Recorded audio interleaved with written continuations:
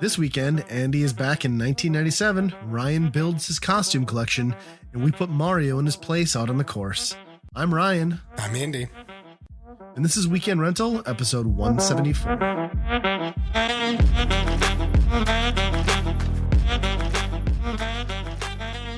All right, welcome everyone back to another episode. I'm going to just apologize in advance.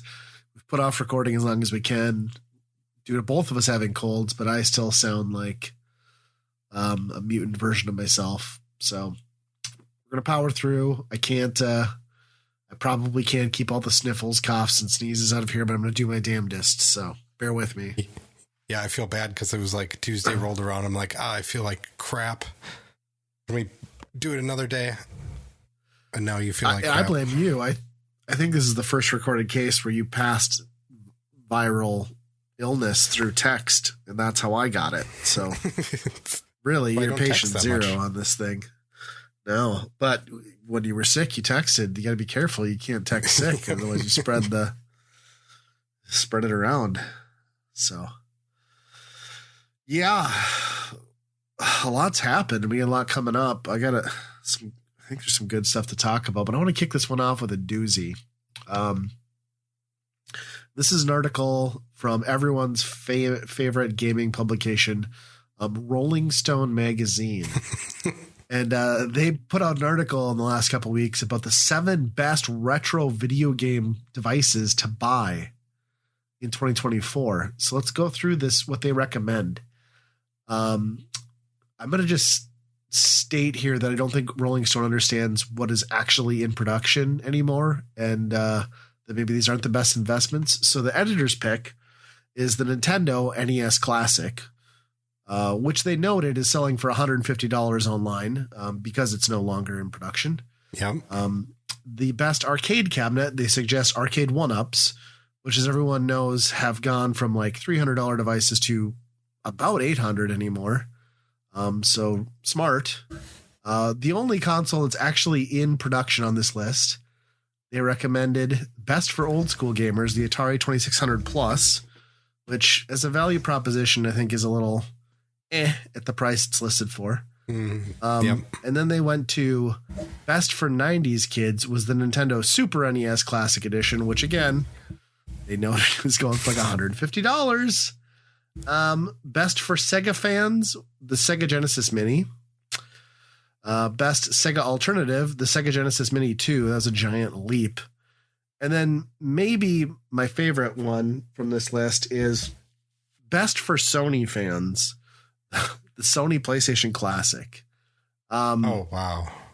So not only is this, so not only is this hilarious because all but one of them are no longer in production and are being sold secondhand, possibly used, possibly new old stock. But then the one for the PlayStation fan is like the biggest slap in the face ever because it runs like dog crap and you're going to pay like $80 for it when it was fire saled down to $25. Yeah, right. Well, I mean, good on them for not being like just a list of like Powkiddy and Anbernix and all the AliExpress. But that's the thing is like, well, for the price point they were pushing, why weren't they just like, get a Raspberry Pi? Right, like, yeah.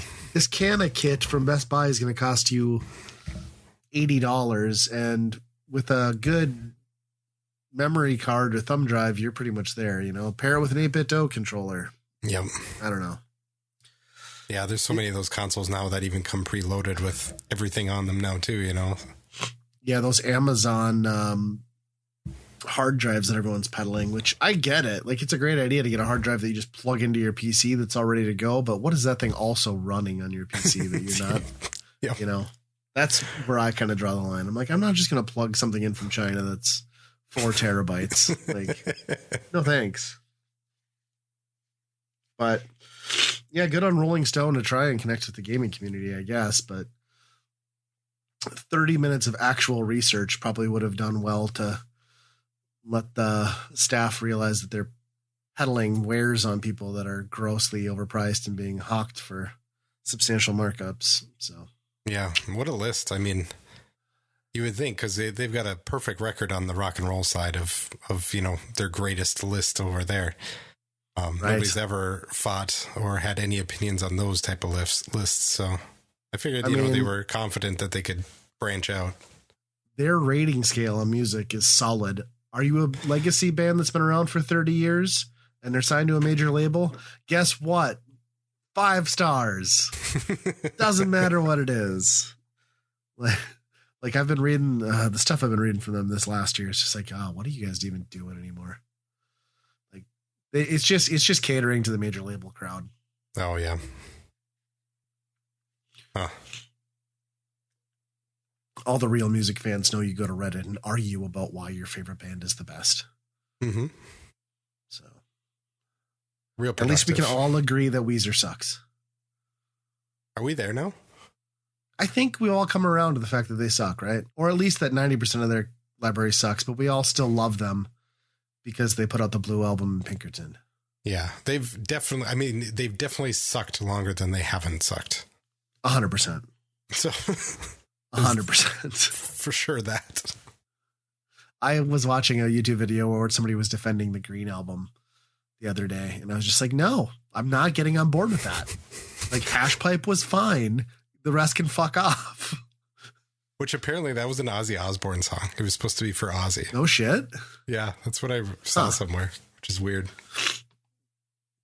Interesting. Yeah. Yeah. Well, that was a fun little nugget. Speaking of some nostalgia, I see you've brought your X-Men back. Oh, yes. Yeah, so X-Men 97 came out on Disney Plus. So far, there's been 3 episodes. And this might be one of my favorite things that Disney Plus has ever done. Probably is. It's kind of unreal how dedicated they are to making it seem like it doesn't skip a beat, Like it really is the next season, I've heard there are some controversies where fans are upset that the gratuitous plumpness of certain female characters is not held true. Sure. On the other end of that, this is definitely more of a PG-13. Like they grew it up a little bit. That's funny because I always kind of remember that show feeling like that anyway. Like it always felt a little above its, after school special sort of slot that it ran in. Yeah. Well, the subject matter is obviously like a metaphor for a lot of other things that as a kid you don't really know, Sure. But yeah, I think because of that, and there was just so much politics and a whole bunch of other stuff in there that it seemed a lot more grown up. And there was more violence in it, I guess. But yeah, this is a whole other step above that. And the animation is so good. The action scenes in it are some of the best in anything I've seen animated. Did they keep the classic intro? Yep. Yeah, they kept the classic intro. Are they just dropping new episodes week by week? Yep. They started with 2 right away, and then they dropped another one every week. I don't know how many it's supposed to be, but yeah, that's cool. Really good. You're not the only person I've heard ranting and raving about it, so I'll probably wait until it's ran and then binge it, I think. Yep. Yeah, I would highly recommend it. If you watched any of that old show, it's right there. Yeah, it was never one that I was like dedicated to, but I did watch quite a bit of it. So yeah, you're gonna pick up a lot of it. I'm a pretty big X-Men fan too. Like I've read a lot of the comics and stuff too. I still go back every once in a while to watch to read some, and there is a lot of more of little references in there too. Yeah, it's funny how Easter like eggs. That property has been treated too, like. Before the Marvel universe, like those were probably the first 2 of those movies were probably like some of the best comic adaptations. And then, they just sort of continued to shit the bed with them after that, which is too bad. Not the point where they were like awful, but they were just, I guess what the MCU became, right? Just popcorn filler. Like there was no substance or meat to it. It was just big fights and action sequences. And yeah. X-Men is tough to do over a long period of time because there's so many different characters that you have to like revolve in and out. And Yeah. You know, some aren't as interesting as the other people, and you can't just have Wolverine be front and center all the time because he's pretty one-dimensional. Right. Yeah, I think that X-Men 2 was probably my favorite for sure. I think I saw that one in theaters too, which helped. Mm-hmm. Yeah. Well, that's cool. I'm going to have to check that out. It's not like there's a whole lot new that comes to Disney Plus either. I mean, obviously I've had to catch the Tay Swift movie because that's, my priority, but I'll get to X-Men after that. So yeah, I understand. Yeah. I mean, she wears sequined unitards. I mean, what more do I need to say? I'm kind of in that sweet spot where my wife was too old to really get into Taylor Swift fandom too much, and my daughter is still young enough. So I'm in that sweet spot where I can kind of avoid it. Yeah, I can say that our household, I mean, I know my wife and daughter obviously have heard songs because they listen to that kind of music, but yeah, it has not really landed. My daughter tends to be more of a Olivia Rodrigo sort of, which I can appreciate. Yeah, she's got a little bit more punk in her. Yeah. It's a little questionable buying, your 12-year-old explicit album, but she's going to listen to it anyway, so yeah. Whatever. I listened to worse by that age. Well, speaking of my daughter, actually, that's kind of a perfect segue. We picked up Princess Peach Showtime. Did you get that also? No, I haven't. Okay. I haven't figured out if my kids are going to enjoy it or if my daughter is going to play it or not. But I think kids is the right audience. Okay. Especially young girls. Well, first off, let me just say, fuck Best Buy. I hate these companies that, like, Target included, but I think Target doesn't do it as much. But Best Buy was one of the places that had like a pre-order bonus item, right? And you could only pre-order it shipped to home. There was no pickup at store day of launch. So those fucks made sure I got the fucking standee thing that I don't give a shit about. That was the bonus. They made sure that arrived on launch day, but didn't bother shipping my game until like mid Friday. So I didn't get the thing until like Saturday night, which whatever. I lost out on a day. Who gives, that's me, just first world problems. Not a big deal, I guess, but I do find it incredibly annoying. Like, if you're going to do that, just let me pick it up at the store, which they used to do, but they no longer have that option, I guess, or at least with this game. It's awful already because you're talking about two companies that are based within like 500 miles of you two, so 100%. Yeah. Yeah. So we got the game, came in late Saturday. My daughter, I haven't played it other than helping out with a sequence or two, but like I really wanted to watch it and just kind of see what Nintendo pulled together. And she really likes it. It's, I would say it's very akin to Kirby 3D World. In how it's very simplistic. It's basically a 2-button game, jump and whatever the attack is. And then she wears a bunch of costumes. The presentation overall is very good. The enemy is plastered all over like the worlds, and the silhouette that they post looks a lot like Svengoolie, which I find hilarious. But you're not fighting Bowser. It's like a new character. I forget what it's called, but they're taking over the theater for whatever reason. Very much a left to right side scroller in a 3D plane, so there's a little bit of depth. And it's mostly just kind of comes down to like the costumes. Like every level's a different stage in the place. Sometimes she's a ninja. Sometimes she's a baker. And I would say that how those are integrated into levels isn't super consistent. So there are some levels that just didn't appeal to my daughter. Like the detective one, for obvious reasons. That like wholly changes. It's like throwing Detective Pikachu in the middle of a Mario game. Like, yeah. It doesn't make a lot of sense.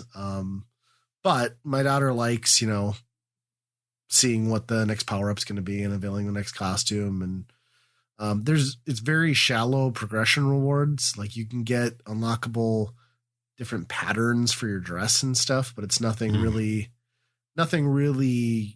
to motivate you to a great extent to make sure you got every collectible on every level. But yeah, super basic. The costumes, are they like tied to each level? Yeah. Okay, yeah. that's so what I was worried about. It's like a themed play, but they do recycle them. We're already at the point where, like, obviously they're only going to have so many costumes. Yeah. So you do start running into repetition. And there's some difficulty spikes that seem sort of out of place. And I mean, maybe they're meant, to entertain like the more hardcore gamer instead of the casual kid. And most of those tend to be optional challenges that just unlock bonuses instead of like actual levels. But for the most part, it's very simplistic premises. Some of the levels are like stupidly short. They're very generous with life counts and like, safety measures. Like, oh, why don't you enable this and take like an extra 3 hits on this boss fight? And it's, but it was a solid mid-morning to afternoon fun for her. And then at some point she's just like, yeah, I'm done with this. And she hasn't picked it back up. Yeah.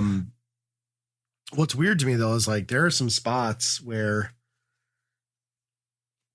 frame rate and stuff, especially on like loading screens and like some of the animation sequences, even when docked on an OLED, where it's noticeably stuttery, which is kind of crazy for a first party Nintendo game on the Switch. Like you can tell, like if they're struggling with it, well, it could mean a couple things. They didn't put the time into it, but it probably just means that if Nintendo's even struggling to get stuff running right, because you saw some of that stuff even with Tears of the Kingdom, like some of the background elements, like banners, particularly like waving in the wind, were like really choppy. Yeah. So that's kind of on display here, not so much in the game, but in the world around it and the cutscenes. Sadly, I think this is probably going to be similar to how the Princess Peach game was before, where this thing got picked up by a few, but this is going to be largely overlooked. Yeah. But it is great. I mean, I highly recommend it if you have an impressionable kid at that age. I mean, it's nice to see, like, the woman can be the hero too and not the damsel in distress. So yeah, I'll probably pick it up. My daughter is here and there with video games. Yeah, she'll play Minecraft forever, but then the next game, maybe not. So I'm curious how that will land for her. Just from what I saw from it, I figured that's the way it was with the costumes and the levels. I was hoping it was more of a, you gather power up. New the costumes became power-ups and you use those to stack into solving problems in each level. But yeah, once you play it, you'll kind of see it, because like the costumes really fit into the environment that they're in, so it's like kind of everything's themed around it. But I would put this like where I would put that Mario versus Donkey Kong reboot, where it's like, if there's a buy 2 get 1 half off, or the $40 price point, grab it, but you can wait for now. Certainly, we would not probably have much fun with. I mean, it's fine. I like the presentation, but like, it's not a game I would choose to probably play. Right. Is this like the last? Is there even another announced first party Switch game? Prime 4, but we all kind of agree that that's not coming until the next console. So. Right. They would have said something by now. Yeah. I have a son who just turned 7, and what he really wanted was a Switch because his older brother has one. And he's not quite to that age where I think, just give him a Switch and he'll take real good care of it yet. But even so, I felt like this is like the worst time to buy a Switch. Like if I was going to go get a new Switch for a kid, like, why would you go do that? God, you could almost just go onto their website and buy a first party refurbished like Switch Lite and call it a day, right? But they're still like $180 or something. Yeah. I think if they were like 130, it'd be like a no-brainer, right? Yeah. Yep. But yeah, not without knowing what's around the corner. It's tough to say. Yeah. Yeah. So what I ended up doing was giving him kind of a stopgap and gave him my old 3DS. Oh, there you go. And which that's worth way more than a Switch Lite right now. So that was a mistake. Yeah. That thing's like $300. It's been so long since I think the kids have seen that, and he definitely has not seen this thing before. Sure. So, it was funny because you start it up and you do the 3D thing, and it initially blows their mind, right? Yeah.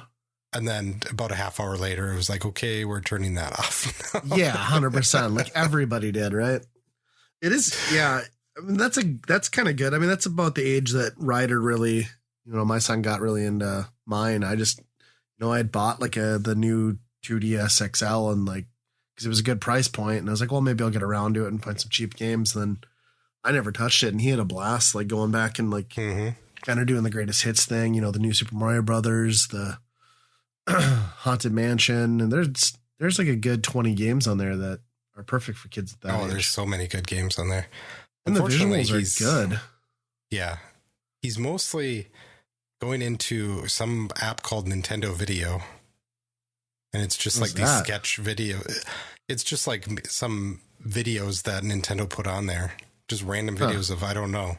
And they're in 3D, and then, but he just goes back and keeps watching them over and over again. It's like a YouTube, but only 5 videos, to choose from. So you'll have to buy him one of those like 301 like DS cartridges off of Amazon. You can have like every he already has a problem where it's like the first time you die in something, it's like, home menu, go back, gives up to another thing. So trying to discourage. I'm trying to limit the game choices at the moment, but force him to get good. Yep. Yeah, that's not a bad compromise. I wish they were still like putting out like even the like.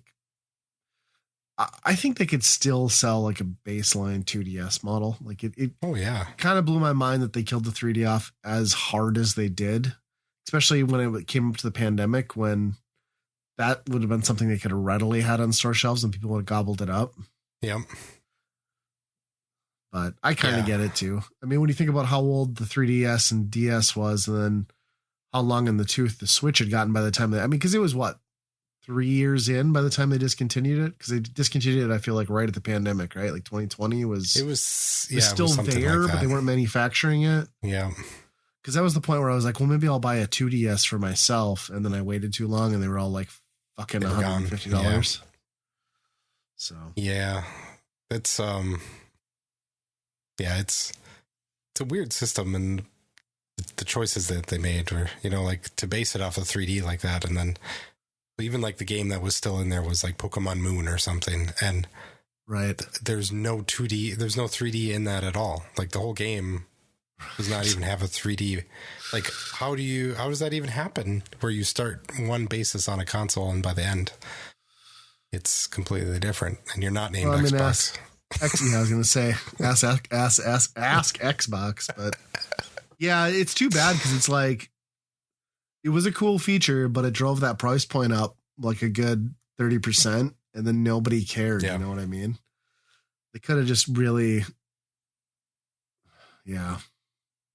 I mean, they did right by the 3DS eventually, but man, the first 2 years of that thing were not great. No, because I think it launched at like 250 or something like that. Crazy. And then it was like at that, and then it was like we're dropping. And then they did the 189, and we'll give you like the early adopter package to all of you people who bought it for 250, and so you've got all those games that you can't get anymore, huh? Did you download? Yeah, that was on a different 3DS. I'm not sure where that one is. Okay. It's around here somewhere, but I should find that because I remember there's specifically an app on there that you can go in there and it's just a certificate saying that, hey, you're an ambassador. Good job. You gave us some extra money when we clearly forked over some dough. Scammed you. Dude, they should send everyone a fruit basket who owned and loved a Wii U, because there weren't a lot of us. Yeah. I had another interesting gaming device that we should touch on. Have you seen this GameSense thing? that is supposed to be an AI driven scent pod that plugs through your audio jack of your game and somehow like. Oh, this is AI. I didn't know that. I thought. Well, they claim it. No, they claim it's got intelligent learning. It fucking doesn't. What I encourage you to do is just go out on Amazon and read the reviews, because some of them are like downright like hilarious, and everyone can pretty much agree that it does not work remotely as advertised, and that most of the stuff smells like a smell between like a shit and burnt rubber. So supposedly there's like. There's scents that range from like rain to the smell of like gunmetal and like ammunition, and it's somehow supposed to intelligently decipher like the forest. Like, I don't know how it picks up these cues through the audio. Like, I could see maybe like, okay, explosions and gunfire. Mm-hmm. It could maybe do that, but like, yeah, I was watching. I found out about because I was watching a giant bomb thing, and Dan was doing like the Super Dan thing, and they had it hooked up for Superman 64. He's like, my eyes are burning. He's like, should I be worried here? Like, do I need to open a window? And they're like, yes, Dan, open a window.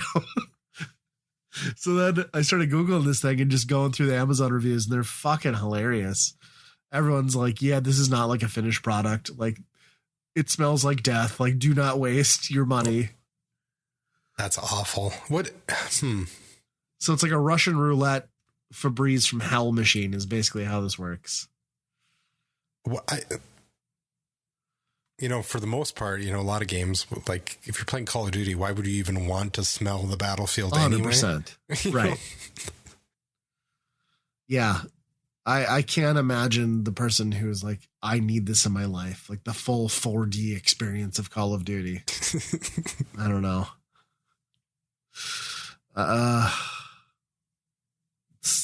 There's some products that we just don't need in gaming, and that's 100% one of them. I just think it's hilarious that someone tried. Oh yeah. To put out a product, not even prototype is one thing, but to launch it. Right. I'm sure some asshole thought he had the next big idea, and they're like, oh, we've spent so much like mocking this up that we need to like turn and burn now. So I want to see like a breakdown, like somebody open it up and see how it actually works. Well, half the reviews are about how like they shipped the scents in like all these individual bottles, but that the seal on them was like shit. So like half the liquid was just like soaked into the box that it arrived in. It's pretty great. I think it's like $175 too. Jeez. Ridiculous. And then everyone said like if you run your audio through it, like it just creates distortion and puts it back through into your audio loop. So like you get worse audio quality and your room smells like shit. So sign me up. I don't know. I almost want to use that and like dump music through it and see like what genres smell like, what different genres smell like. Yeah. Well, the people were saying that the racing one was probably the best. Apparently, like some of the reviews were saying like there's supposed to be like a burned rubber one. Like they said that didn't work, but they said surprisingly like the rain smell, like when you're playing a driving game and in the elements, like that one's actually somewhat pleasant.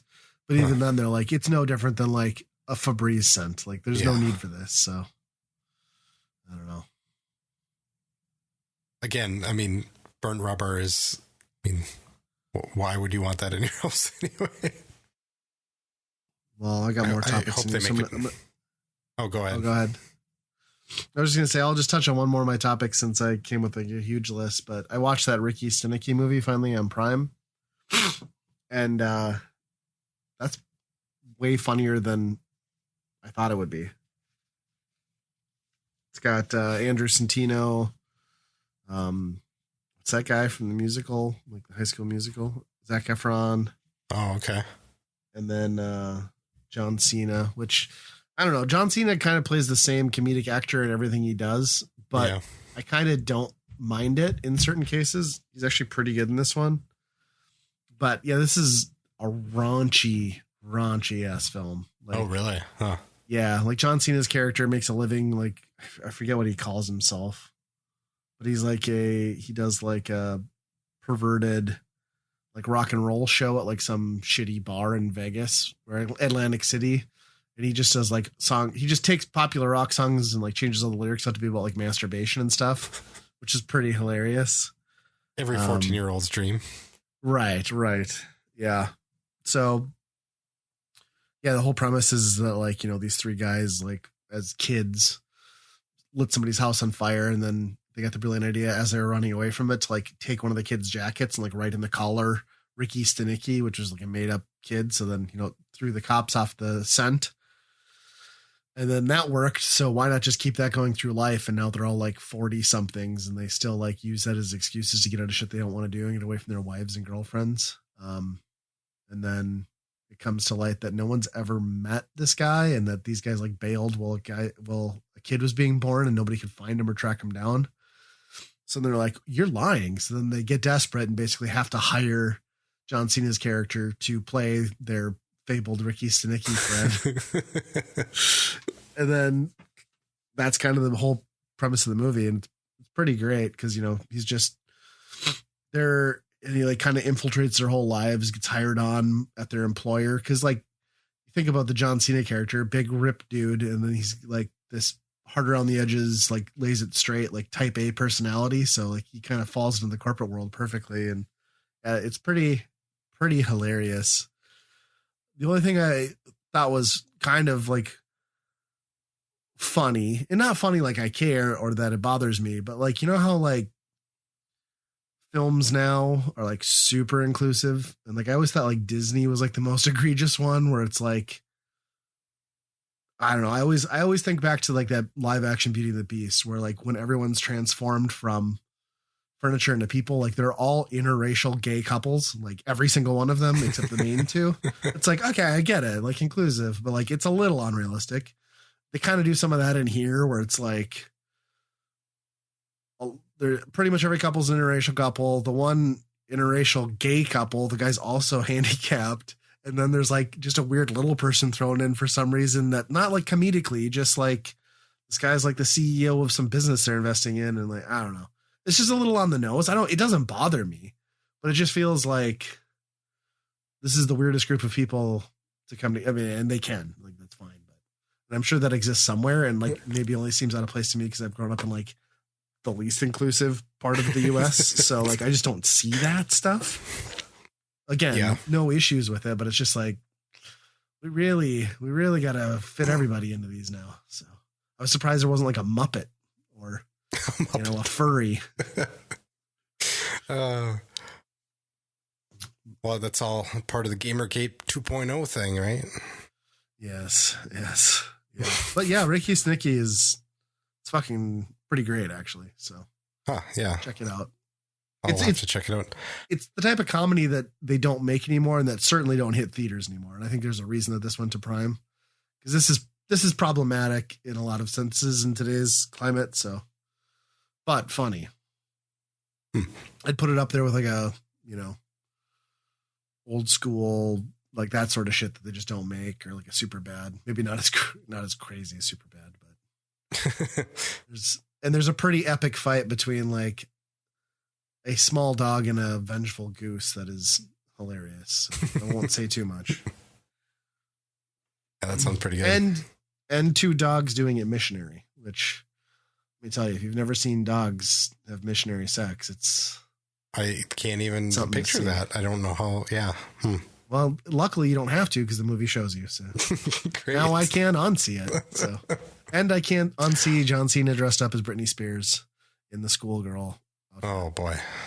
He had that for a very long scene, which I didn't need to see. He filled out that bra pretty good. Yeah.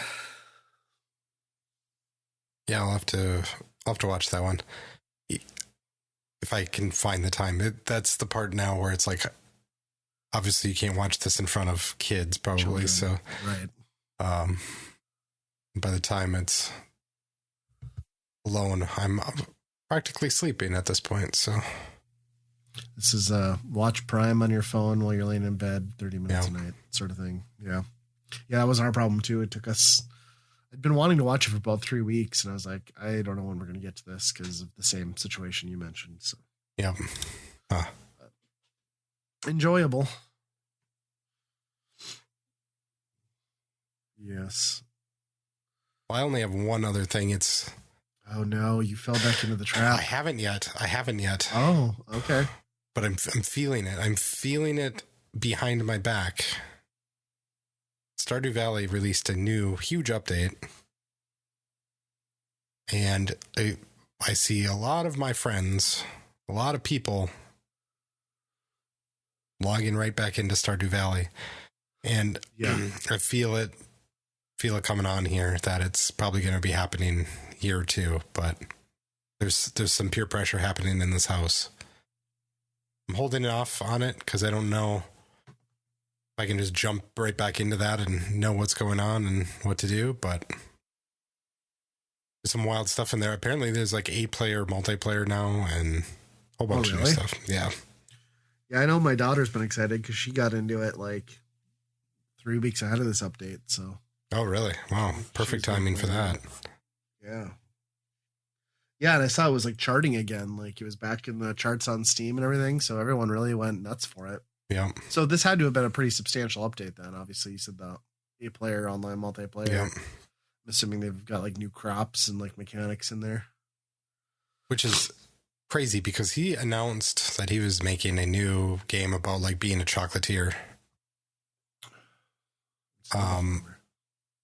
Yeah, instead of a farmer, and that has not come out or even has a release date. So, and how old is Stardew Valley? Like 8 years? Oh yeah, at least I would think. I mean, that's crazy for a small indie game like that to still get a patch. Pretty wild. Yeah, you would think he's probably not making a lot of progress on a new game if he's putting this much effort into the old one. Yeah. And then to just update it too with like without any additional DLC cost. Yep. I mean, it's always been that way, but it's just ridiculous that he keeps. Yeah, but you can't do that business model forever, right? No. That's why I'm like, how is he not making his new game? Why isn't he working on his new game at this point? I don't know. Well, speaking of, made so much money. Yeah. Just continue to do a passion project.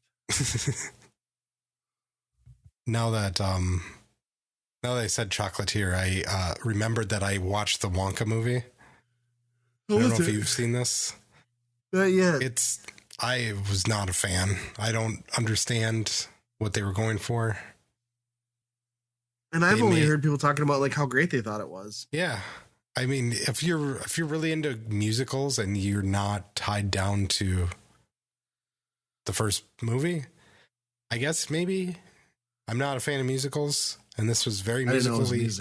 It's very musically heavy, and Willy Wonka is the most wholesome, caring character in this movie that I've seen in a lot of movies. It's supposed to be like a reclusive, like dingbat weirdo. Right. And there's nothing in this movie that like has an arch where you'd be like, because this is supposed to be a prequel, right?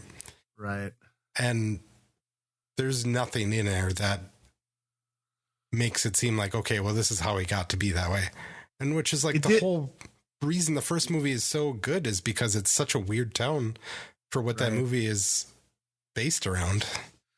I know, like in watching the trailers, I was a little perturbed, in the fact that they said it was a prequel, and then like it's clearly laid out in the canon of the first movie that the Oompa Loompas were like people he rescued while exploring some jungle, and it's just like, okay, so there's Oompa Loompas in this movie, and he hasn't actually become Wonka yet. Like that doesn't make any fucking sense because like you're completely going backwards on what was established. Yeah. Interesting. Well, you're the first person I've heard that like actively did not like it, but I didn't know it was a musical either. I can't stand what they did to. I don't understand how you could take that character and say, I'm going to make a new movie and then completely not understand the character at all. Huh. It's too bad. So now do you think they will make another one following this with the same cast and like try to reboot the movie a third fucking time? Boy, I don't know. 'Cause this did well, right? Like supposedly, I think. I'm probably, yeah.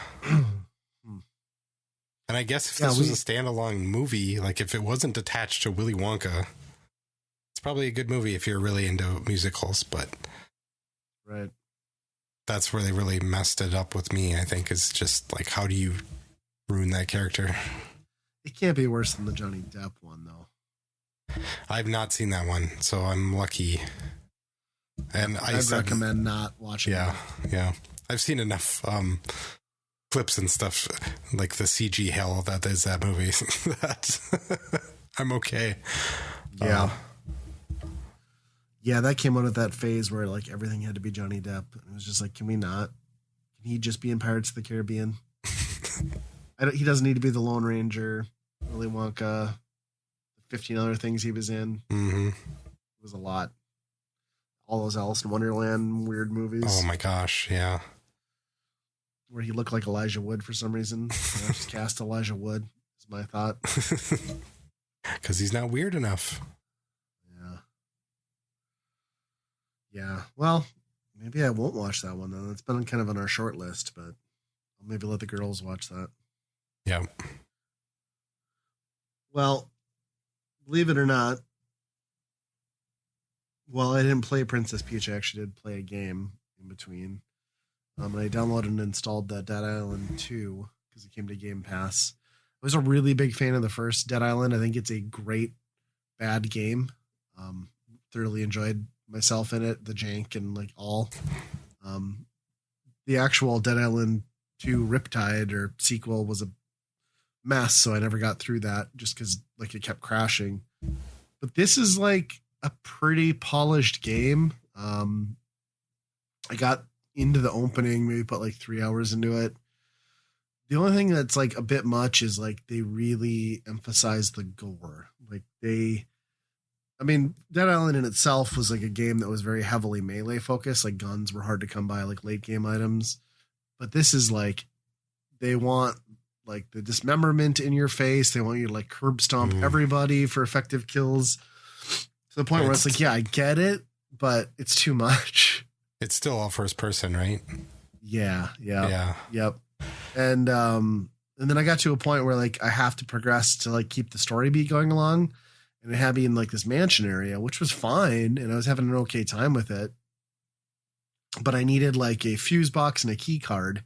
And for the life of me, and scouring like this, I don't know, like fairly large compound, like I ran loops around this thing and could not find the items I needed. And then what got more frustrating is they would just like randomly respawn zombies back into areas you'd already cleared. So it's like, oh, jeez. On top of the frustration of like trying to figure out why the fuck I can't progress, I'm also having to deal with these like respawning zombies, which I shouldn't be dealing with. So I just kind of dropped it. I don't know if I'm going to go back to it. I think like if I could get into it and get to the point where like the story opened up, it might be more fun, but I don't know. The gameplay loop wasn't rewarding enough. But I mean, I don't know. It'll probably get better. I'm not sure that I'm going to pick it back up with everything else that's kind of coming out. Right. Which I'm glad I didn't buy it. I'm glad I tried it on Game Pass. Yeah. Visuals are great though. Like I don't play a lot of stuff that's like optimized for next gen. Like I tend to play a lot of older stuff on Game Pass, but this has like some pretty amazing lighting effects and like obviously the gratuitous gore and like dismemberment parts because they emphasize the shit out of them. Like, look great. Like they're disgusting. I'm just not sure if there's enough to keep me there anymore. Like I think I might be over that sort of game. Oh, sure. Huh. Just because I played, that was the craze, right? Like there were so many zombie games for a while. Oh yeah.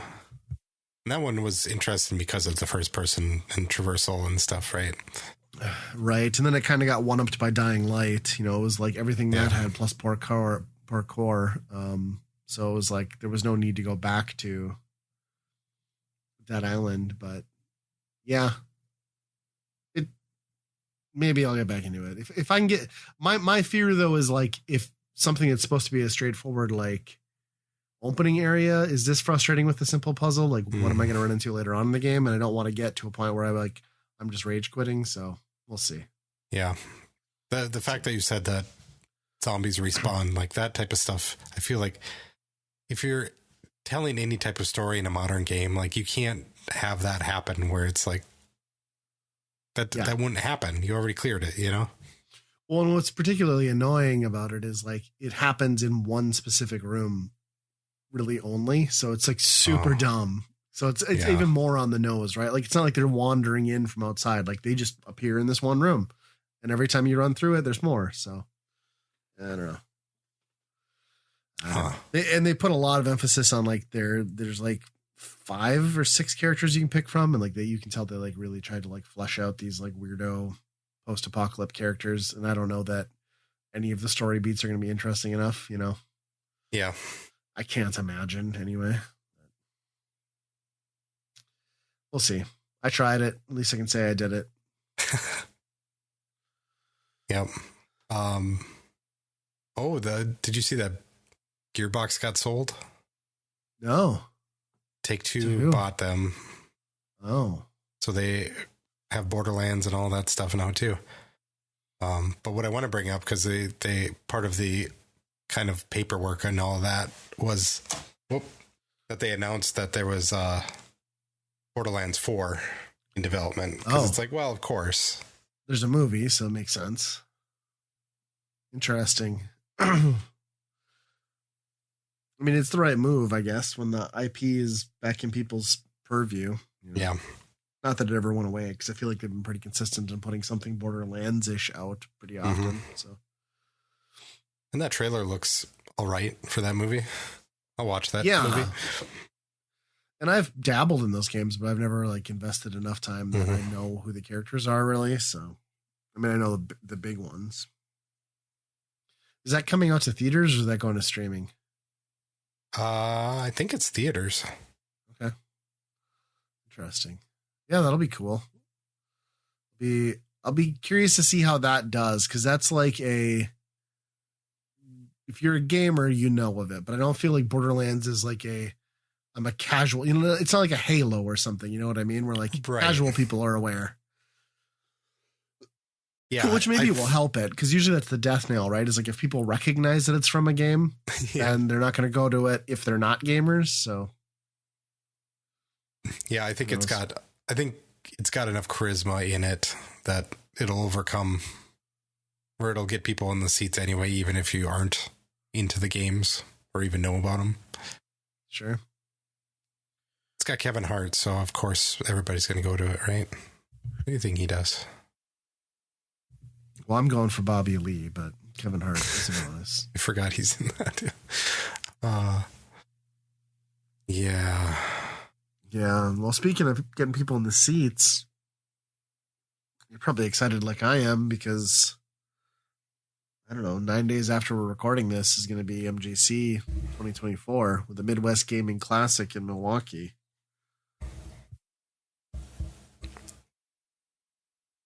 Yeah, but you had some unfortunate news that it's possible our Doc's Smokehouse favorite restaurant might be a little bit different. They changed the name. The menu looks the same. I'm a little wary. I don't know. Changing ownership and management is always something to be concerned about. Yeah, especially since that one in Madison went under, right? Yeah. Little uneasy about that. I'm pretty amped. Yeah, I'm really interested to see how this year goes, because I'm kind of wondering what year does it top out attendance wise. Right. I saw they're going with the same layout they had last year, which was not my favorite. I thought the year that they did nothing on the bottom floor, but kept the ticketing hub on the second floor and then contained it on those upper 2 levels, felt the most cohesive. So I was a little bummed to see that they're going to do ground floor for ticketing and then tabletops all on the bottom floor.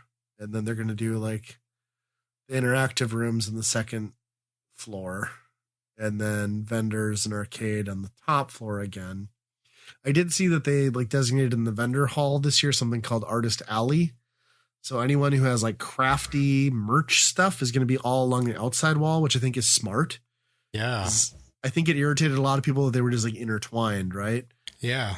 You know, so it's like, because there are people there that are for that, but the majority of people aren't. So it's nice to kind of give those people neighbors that make sense, right? Yeah. Yeah. And then I saw they're also adding like a tattoo artist this year. So Jill and I are going to get wow. matching ass tattoos, I think. So, what was it going to be? Like a Zelda heart or something? Warp pipes on our taints leading up to our buttholes is what I'm going for. Well, that's nice, because then you can just shove whatever character you want in there. And right. And then that's where I go to Artist Alley and I look for like, various Mario themed butt plugs and stuff. It's like, who's coming out of the warp pipe? Yep. I don't know. Well, this guy wants the Wario. Okay. Change it up. Yeah. Yeah. I don't know. I'm excited because my kids are very excited this year. I could take it or leave it at this point. Like I know I'm probably not gonna purchase anything really much. So yeah, same here. The arcade section will be fun because you and I will both be at preview night, which will be fun. I mean, that's always a good time. But. Yeah. And what's the main pinballs this year? I don't even remember. Yeah, what did they announce? Jaws. Jaws would be the new one. Oh, Jaws, right? Yeah. So yeah, that's always that's probably the most exciting part. Is Stern is there with their new machine every year, and it's usually like if it's not debuted at the show, it's debuted like very early on. So and I think there have been like public appearances of that up till now, but yeah. And Friday, if you wanted to, you can play that all night long. If you wanted to, which is pretty nice. But Saturday rolls around, good luck playing a game. Yep. So yeah, I'm curious. I'm gonna take it pretty casually this year and just kind of let the kids enjoy it and try to break up that trip. The drive. I don't know why the drive out there always just seems to take an eternity, even though I break it up. Because like that drive back, we just do straight and it seems to go so much faster. But I guess that's indicative of road trips, right? Like the trip back is always shorter than the trip out. So yeah, I think usually like you're zoned out, like you're just checked out on the trip back, that you're just like, oh, we've arrived. Yeah. Yep.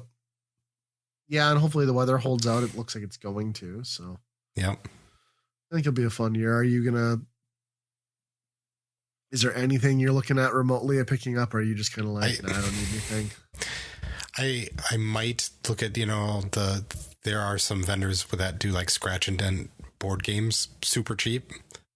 Sure. Which that is kind of appealing, but at the same time, I don't want to lug around board games. Right. Well, I do have I'll have that hotel room across the street, so if you guys need to store stuff for a few hours, you can. Yeah.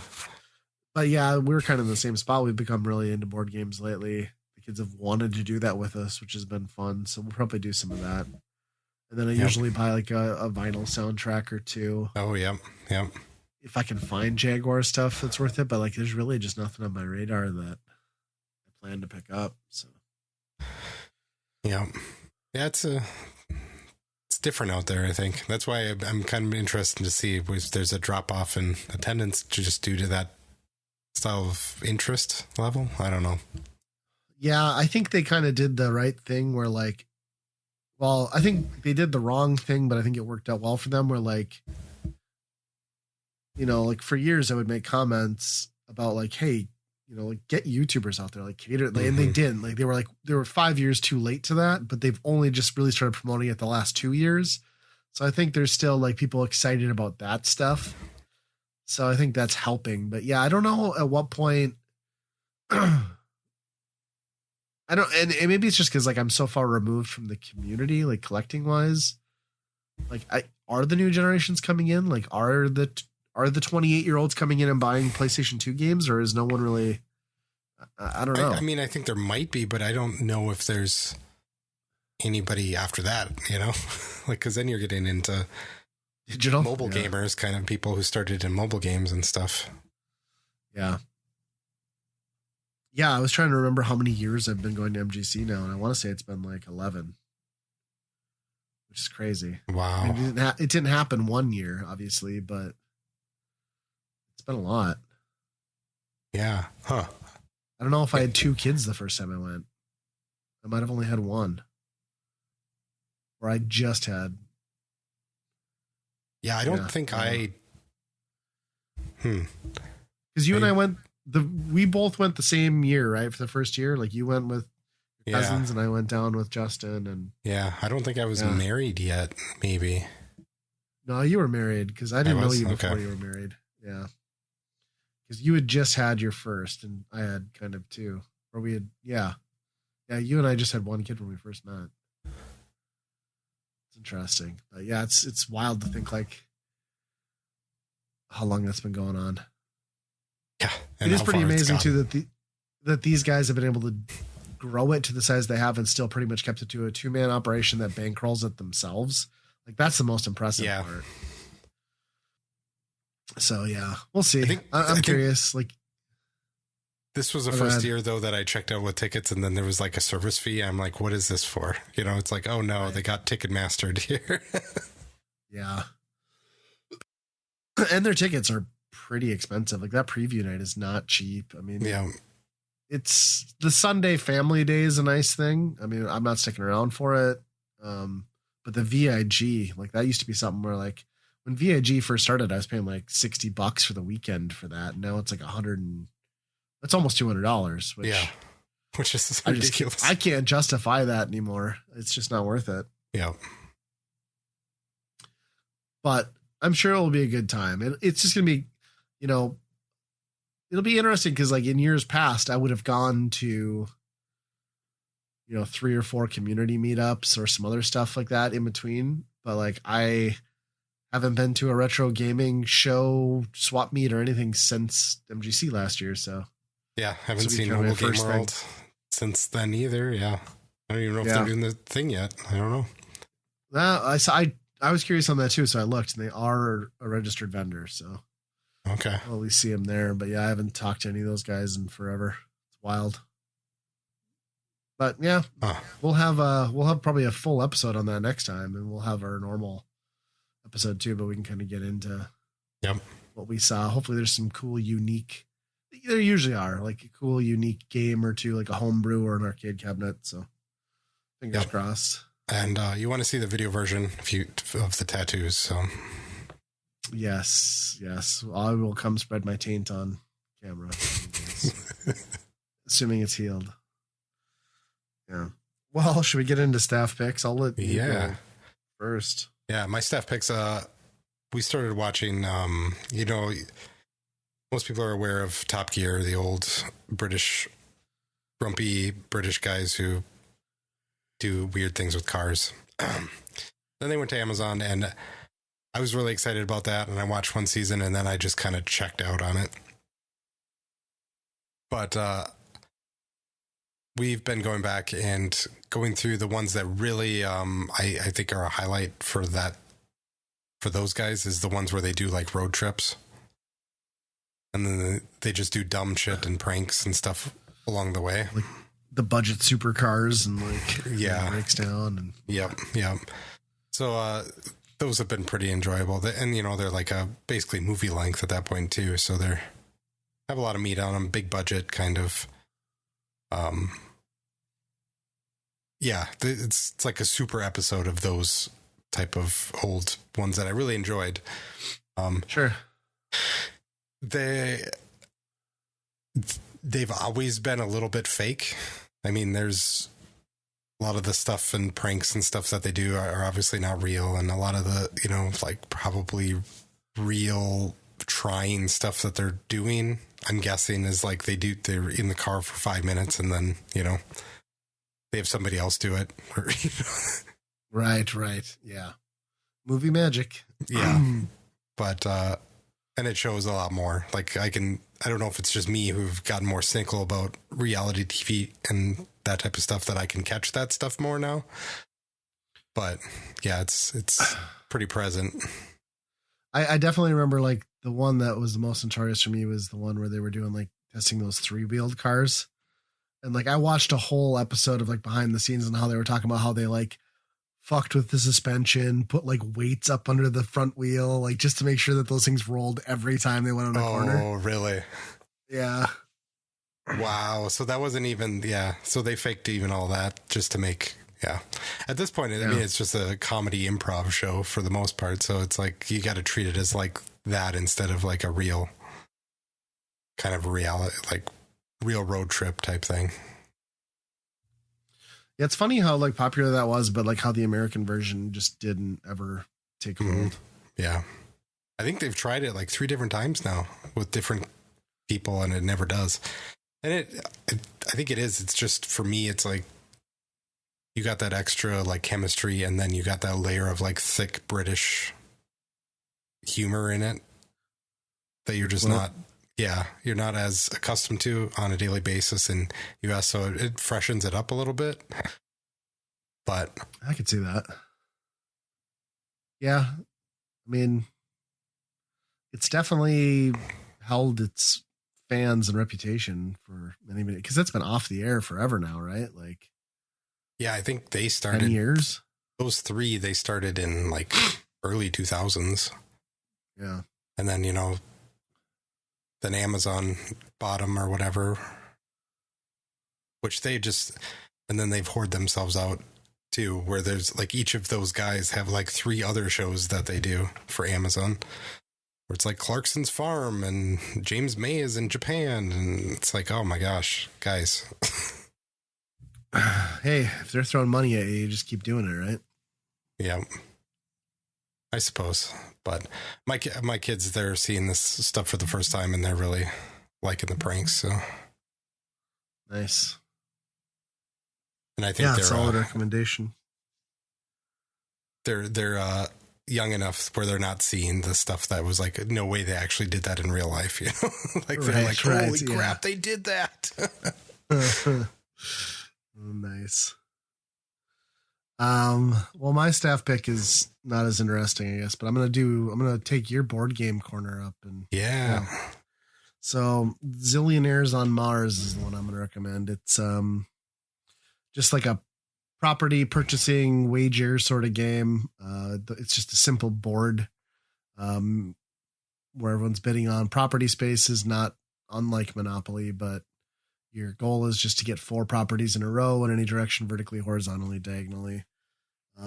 So it's kind of becomes a game of like bluffing and tactics. Like everyone starts out with the same amount of money, and then you earn money back based on how many properties you have on a board on like random payday cards. So you're kind of always like trying to determine like, do you fight for something and like try and get your money back on paydays, and then hiding your cash so people don't know. And then you can also bluff. But if you like bluffed and won and then came up short, you have to forfeit a property on the board. Oh. So it kind of becomes like this brutal game of who can pocket enough money to like cock block somebody, and then as a result, you end up bankrupted and they fuck you over and win. I don't know. It becomes very hectic. It's very fast, which is nice. Like if you got people who are like paying attention and rolling and flipping cards and going, it's like a 20 to 30 minute game, but super chaotic. People get pissed off. I guess it's like, I got it at Five Below for $5, but I guess this game has been around for a long time. It was called like Game of 49 initially. And then the Super Potato Games put out Zillionaires on Mars. And there's also still being sold in other places, Zillionaires across the USA. It's all the same game. It's just the different theming, but and then it all kind of hinges around the center of the board, which is Space 49. In Space 49, you can own, but it's never truly yours. You just hold it as long as you've been the highest bidder. So you can always, flip the script on that. And then, there's the other thought of like, well, how much money do I invest in something that is not truly mine? And I don't know, it becomes fun. I've been playing a lot of that with the kids. My daughter loves it. And then my wife and I usually end up in arguments about spaces and like keep one-upping each other and pissing each other off. So, yeah, that sounds like like the perfect balance of like risk reward type, and then these swings between people that are playing because of that. Yeah, and you're fully allowed to in the rule book to like make side deals and wagers and stuff. Like it's all encouraged. So it's kind of like all the cool like shitty ruthlessness of Monopoly, but without the hours and hours long length. So yeah, pretty cool. And for $5, it's hard not to recommend. Yeah, I'll add that to my list.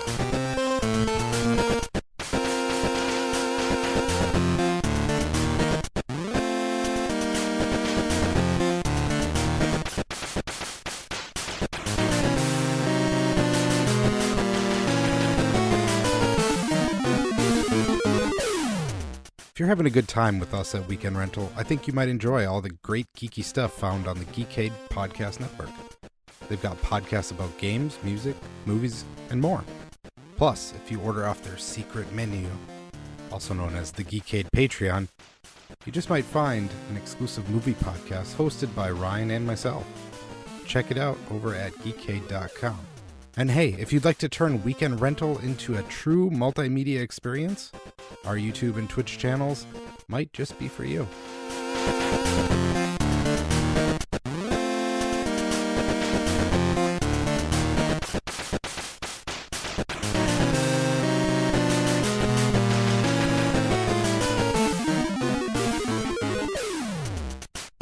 But I suppose with that, we're finally at the Weekend Rental.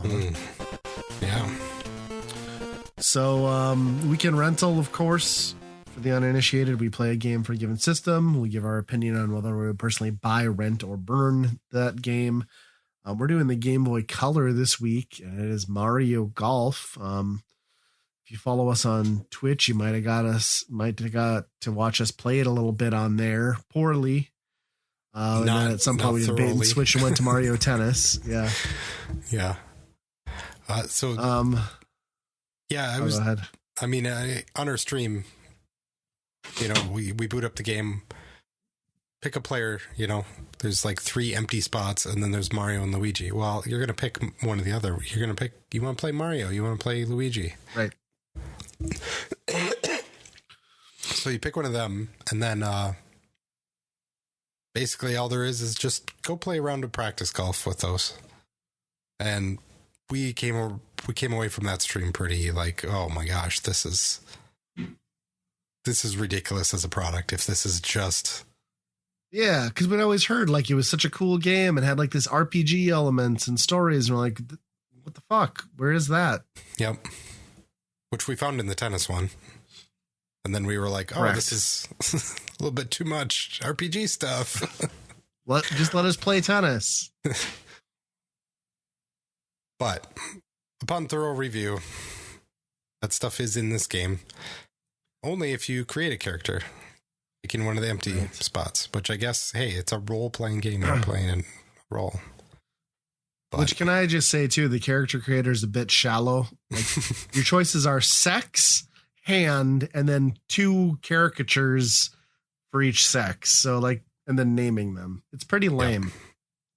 Could be better. I picked the guy with the mullet. Me too. Yep. I named him Dr. Dong. What did you name yours? I think I just went with Joe or something it said. Okay, the standard name? Yep. Okay. That works too. Yeah, and then it opens up kind of the same type of thing as the tennis game where, you know, hey, there's kind of an academy at your local golf club. And then, you know, you got to go to all these other clubs to get tournaments and gain favor and more experience points to better your stats. And it gets you into the golf pretty quick. That's what I was way better. Yeah, it's much better than the tennis game. Yes. I guess I didn't flesh out the characters and your roommates and everything like that, like the tennis game did, but nonetheless, I preferred this version of that type of gameplay. Yeah, it's just enough meat, and then not enough to really like get in the way and like frustrate a person from getting to the point. Yeah, it seemed like such a bare bones game when we streamed it, but yeah, upon review, like once you start getting into that, then you kind of get into the whole thing and like getting better and like boosting your stats. And really, ultimately, at the end of it, once you've unlocked everything, this is only a 5-course golf game. And there's only so much you can do with golf. So I think had they not sprinkled that in, it would be pretty easy to kind of pass on this. But yeah, I thoroughly enjoyed it once I created a character and got going. You know, really, the presentation on this thing is great. There's a lot of familiar themes and sound effects used from the Mario universe. You know, the setup and like the different club masters that you have to take on, and like some of the simple jokes are pretty funny. It's also cool that there's different like mini games from different practice courses and like coaches along the way in the open world. Yeah. I really enjoyed that. And, I think this is one of the first Mario sports games that came out, and it has Zelda stuff in it, which is like, after this, they just like, oh no, we're not going to let Zelda get into our Mario sports games again. There's a whole course based on Zelda in this game, which is kind of fun. The links. Yeah, the links. Total sense. There's nothing like really explicit about it. I mean, it's just basically like your competitors, you can tell by their name.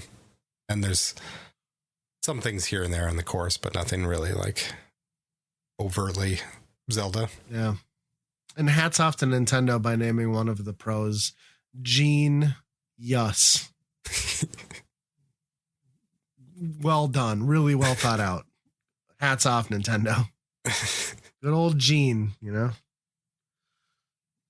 Yeah, I think what's really cool is once you beat the main 4 courses, you get credits and you log out, but then when you come back, like you have this letter sort of melee style from Peach, and like it doesn't really like do anything other than she's like congratulating you and like blah blah blah, but then you get into the game and people are telling you to like, hey, go check out this course, and it's the final course in the game. So when you get over there on the map, all of a sudden a shooting star comes out, crash lands in the woods, and there's a big old rainbow. You hop on that thing and it shoots you over to the Princess Peach's castle. And for a game that's relatively like, they reference Mario, there are references to Link, but it's basically like scrubbed of all the Mario universe in the way that Mario sports games are now. Like when you shoot over to the castle, that goes whole ham, and like it's Mario as shit. All the characters are there. All the holes are Mario character like themed. And it's just a really awesome payoff at the end of this game. And it's a brutal challenge too. That course is, oh boy, no joke. You basically have to finish like 15 unders to beat Mario on an 18-hole course. And those greens are tiny. Can I ask you, when you beat that, did your game glitch too? Like during like the congratulations ceremony after you beat that cup? No, I went to other credits. Okay, so I did get to those credits eventually, but like when they're like, congratulations, you won, it looked like a dirty cartridge on my screen. Like, oh, really? The pixels were all, it was all fucked. Everything was discolored and nothing was like truly visual. The game continued on after that, but like I've never seen that in emulation on the Nintendo Switch Online before. But yeah, something corrupted in there. Weird for me. I was glad it didn't crash, but it looked like I was playing a dirty cartridge. Huh. Yeah, that's pretty weird. Yeah, that part was probably my favorite part of the game. I hit those first credits and I was kind of bummed that I'm like, well, that was pretty short. You just beat the 4 things and then you're done. And then they talked about how Mario is such a great golfer at the beginning of that game that you're like, I just like, there's got to be something more in there. And sure enough, that whole section's in there, and that's pretty fun. Yeah. Well, the thing I laughed at though is like when you beat that, you kind of go back to your home course, and then like everyone's congratulating you, like all the administrators and like staff and stuff, and they're like, "Oh no, but every golfer's dream is to beat Mario. Like, what happens for a golfer without a dream?" And then they like ask you to be hush hush, like, "Can you please not tell people that you beat Mario?" But I'm like, "No, dumbasses, I'm the new Mario. Everyone's dream now becomes to beat me." Like, that's not how this works in sports. So I don't know. You've disgraced Mario. That doesn't go far. But it is kind of cool that like, there's a little more to it, like you said, because it does feel a bit shallow. And then you get to that. That's really cool. And then from there, I took on the challenge of like taking down all the other like course masters in a 1v1, which unlocks them all as playable characters. So pretty neat. Yep. There's I don't know, doing that, with the benefit of a rewind when you need it on the Switch was still probably, I probably put like 4 or 5 hours into it, which I think is adequate for a game like this. Mm-hmm. Yeah, I could not imagine playing that Mario course without a rewind. I mean, I don't think there's a way. You have to perfect every single shot. And it's like, well, a course is a half hour long. You really want to spend a half hour with the chance that you might mess up one shot and ruin it all? So this had a battery backup and a save feature, which it seemed like you could access at any point. So I wonder, like, was it possible that you could have like saved scummed and like done some of that? It would have been more tedious, but sure. Because I'm with you. Like it would only take one bad hole on the Mario course to undo all your effort. Yeah. Yeah. It like having the rewind feature really helped me get good fast. Cause like you don't have to do the trial and error like, over many, many holes. It's like, okay, I'll correct these like early games as much as I need to. And then by the time you're done with your first course, like you've kind of got the timing down to where more of it falls in line. And I still ended up using it occasionally, but it wasn't like I relied on it as much as I did early on. Yep. I think these golf courses are designed in a straight line or left to right.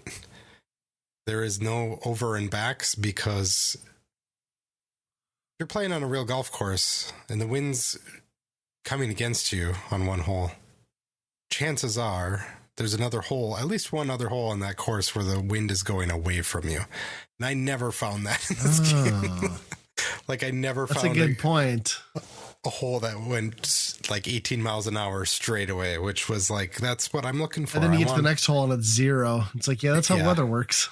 It just stops sometimes. Yeah, I didn't think about that. It's funny too, when we streamed it, we were just like perplexed by the fact that you would start a hole and a shy guy would fly across the screen. Like, why? Why is there a shy guy? And then like upon revisiting it, you're like, oh, he indicates the wind direction for someone too lazy to just look in the corner to see where that's coming from. So yeah, the gameplay really solid. Yeah, and that wind dynamic really plays in. Like it's not something you saw in a lot of golf games up to then, so it kind of really made you plan out shots more. It's fun. I mean, it's golf. It's all the power meter, the timing, the putting's pretty accurate.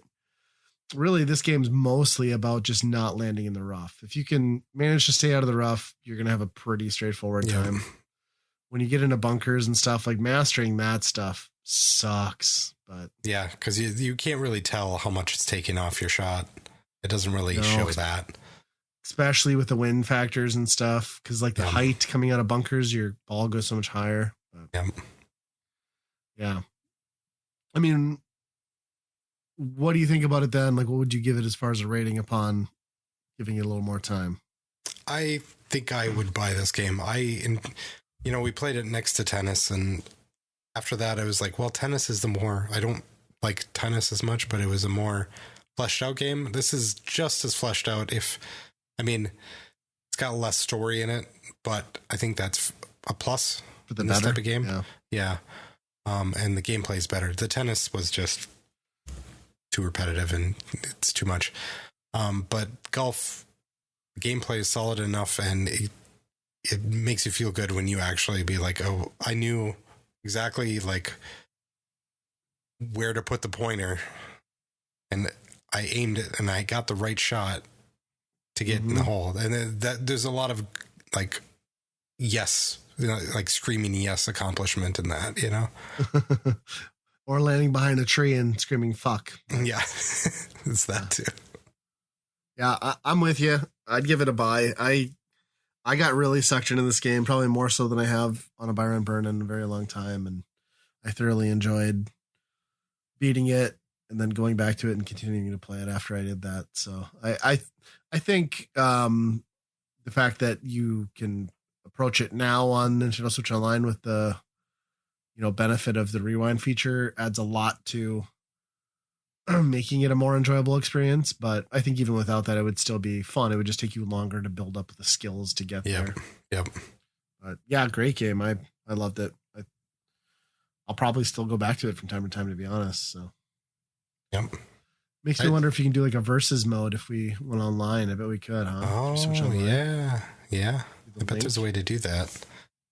Yeah, that's the one part that when you played the verses against the masters or whatever, the coaches, then you have to watch them play too. And it's like, yeah, I get it. Right. But I would just wish it was fast. I could click through it and be like, go to my turn. I kept spamming the button. I was like, damn it, there's no skip feature. So. I found with those guys, though, it was like a pain in the ass up until you got your first point. And it seems like once you get a point on them, it like shakes their reserve because then like they just miss putts continuously until you win at that point. I had one of the bitches like chip in from like fucking 50 yards away and like sunk it. I was so pissed. Oh, wow. So pissed because it was like a par 4 too. Like, you bastards. Huh. Yeah. And that feeling of getting a hole in one is awesome. I didn't get one. I've only ever gotten one and I'll take that. Felt great. Well, I guess that's another buy, rent, burn in the books, eh? Yeah, it's another episode too. So, yes. Sorry, everyone, again, that I was a sneezy, disgusting mess, but powered through. Yep, we're all humans. Except the aliens. They're aliens. Yeah, but what diseases do they have? They're probably worse. Yeah. Hexagonorrhea? I don't know. COVID-19. Oh, boy. COVID-25. Well, guys, you can reach us at weekendrentalpodcast@gmail.com. We're also on Twitter. And hey, yeah, watch us on Twitch because we're playing these buy, rent, burn games a little bit. A cursory look. It's happening in between uploads of episodes, which we do every other Saturday. So usually midweek, we're trying to do it at some point in between recordings. Yep, that's twitch.tv/weekendrental. You can find us there. You can get notified when we go live whenever we do that. So follow us over there. But until next time, be kind, rewind.